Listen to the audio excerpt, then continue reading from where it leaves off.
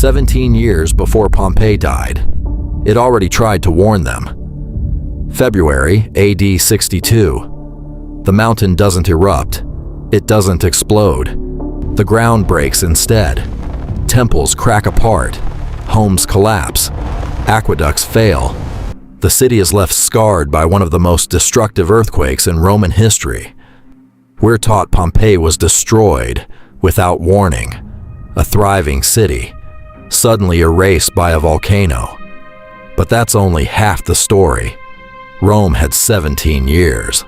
17 years to rebuild. 17 years of aftershocks. 17 years of signs that something beneath the mountain wasn't finished. And they stayed anyway. Every dossier we open begins with the same question.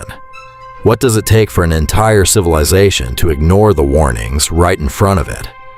If you want the answer, not just to this mystery, but to every forgotten file history left behind, subscribe now. Because this isn't really the story of a volcano. It's the story of what happens when people convince themselves that yesterday's disaster can't happen again. Let's be precise about what actually happened that morning. Modern seismologists estimate the earthquake measured somewhere between magnitude 5.5 and 6.1. Not the largest earthquake in history. More than powerful enough to cripple an entire Roman city in less than a minute. The philosopher Seneca wrote about it himself in Naturalis Questiones. He even records flocks of sheep found dead after the disaster. A mystery many modern researchers believe may have been caused by volcanic gases escaping through newly opened fissures in the earth. Imagine standing in Pompeii's Forum. The ground lurches beneath your feet. Marble columns begin to sway. The Temple of Jupiter cracks apart. Dust fills the air. The city seems to collapse all at once. We don't have to imagine all of it. A wealthy banker named Lucius Caecilius Jucundus later commissioned relief carvings showing the destruction. The Temple of Jupiter leaning. The Aqua Augusta aqueduct damaged. Not a legend, not an artist's fantasy. A survivor preserving what he witnessed. Aqueducts failed. Temples split apart. Homes became uninhabitable. Entire families abandoned Campania, convinced they would never return. For one brief moment, Pompeii behaved exactly as survival demanded. People fled, businesses closed, neighborhoods emptied. Everything suggested the city had learned its lesson. But history is full of civilizations that mistake survival for safety. So why did they come back? The earthquake wasn't the end of Pompeii. It was a decision. Because the question facing Rome wasn't simply, was the city damaged? It was, can we afford to abandon it? The Bay of Naples wasn't just beautiful. It was one of the wealthiest stretches of land in the Roman Empire. Roman senators built lavish villas here. Merchant families invested fortunes here. Even emperors escaped to these shores. Pompeii wasn't simply a resort. It was an economic engine. Its workshops produced garum, the fermented fish sauce prized across the empire. Its vineyards exported Campanian wine to distant provinces. Its olive groves supplied kitchens far beyond Italy. Trade flowed through its streets. Taxes flowed back to Rome. Walking away from Campania wouldn't simply have meant abandoning a city. It would have meant abandoning one of the empire's richest sources of wealth. In modern economic terms, the losses would have been staggering. So the question quietly changed. Not, is this place safe? But, can we afford to believe it isn't? That's how civilizations begin negotiating with danger. Not because they don't see the warning, because acknowledging it becomes too expensive. And when prosperity depends on staying, the ground beneath your feet somehow begins to feel less frightening. The rebuilding continued. The villas reopened. The markets filled again. The wine kept flowing. Life slowly returned to normal. Or at least, it looked that way. Because while people rebuilt their homes, something else was rebuilding too: complacency. The mountain hadn't fallen silent. The people had simply stopped listening. And that raises an even darker question. If the warning signs never truly disappeared, how did an entire civilization convince itself there was nothing left to fear? The earthquake ended. The rebuilding began. And that's where the real danger started. Human beings are remarkably good at surviving sudden disasters. We're much worse at living beside slow ones, because every day nothing happens feels like evidence that nothing will. Months passed, then years. The aftershocks didn't completely disappear, but they became familiar. What once sent people running into the streets eventually barely interrupted dinner. Fear hadn't vanished. It had become routine.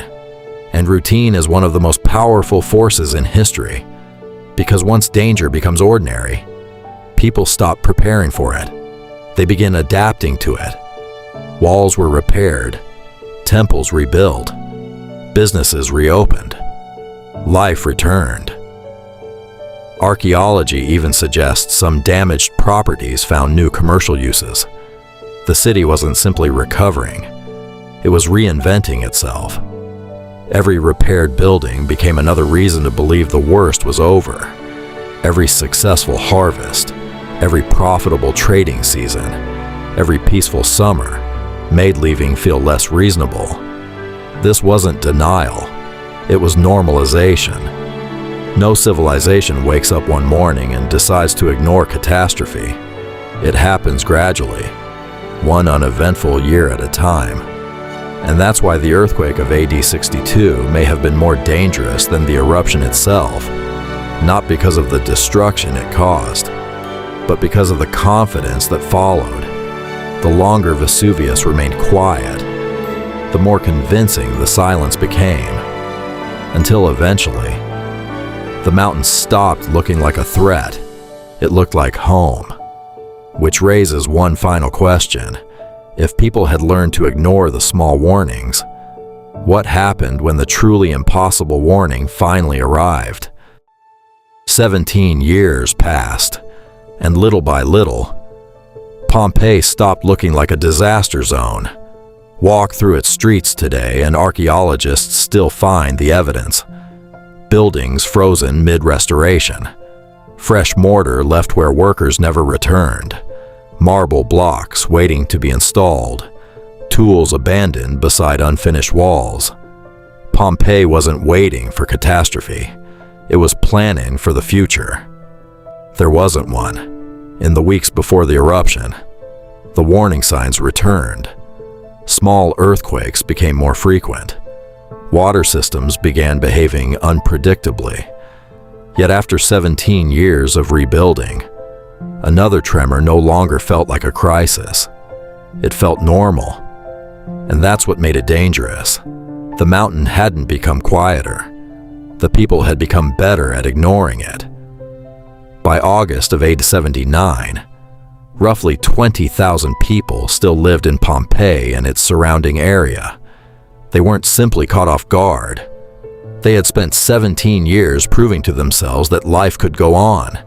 Every repaired home, every successful harvest, every profitable season, every uneventful year made leaving feel less necessary. Then, one ordinary morning, Vesuvius stopped whispering and started shouting. Here's the detail most documentaries about Pompeii never stop to consider. Vesuvius caused the eruption, but it wasn't the only reason Pompeii disappeared. Disasters rarely begin on the day everything collapses. They begin years earlier, when warnings slowly become familiar. The earthquake of AD 62 didn't simply damage buildings. It changed how people interpreted danger. Every repaired home, every successful harvest, every profitable season made the next warning easier to dismiss. Not because the evidence disappeared, because normal life returned. And normal life has a remarkable ability to convince us that tomorrow will look exactly like today. That's why Pompeii still matters. Not because of what the volcano did, because of what people did after the earthquake. They rebuilt, they invested, they adapted. The same decisions almost every civilization has made when faced with a danger that doesn't arrive all at once. Walk through Pompeii today, and the city still tells that story. Unfinished walls, fresh mortar frozen in place, buildings abandoned halfway through repair, a civilization planning for a future. That never came. Vesuvius is still there. It has erupted many times since AD 79. Millions of people still live in its shadow. Not because they haven't heard the warning, because people have always believed they will have more time. History rarely repeats itself in exactly the same way, but human nature often does. And perhaps that's the real reason Pompeii survived, not as a city, but as evidence. Evidence that the greatest disasters are often preceded by warnings that become too familiar to fear. If this dossier changed the way you'll look at Pompeii, then it accomplished exactly what history is supposed to do. Not simply explain the past, but help us recognize the patterns that shape the present. If you want to uncover more hidden motives, forgotten decisions, and psychological turning points buried beneath history's greatest events, subscribe, because the next file is already waiting to be opened.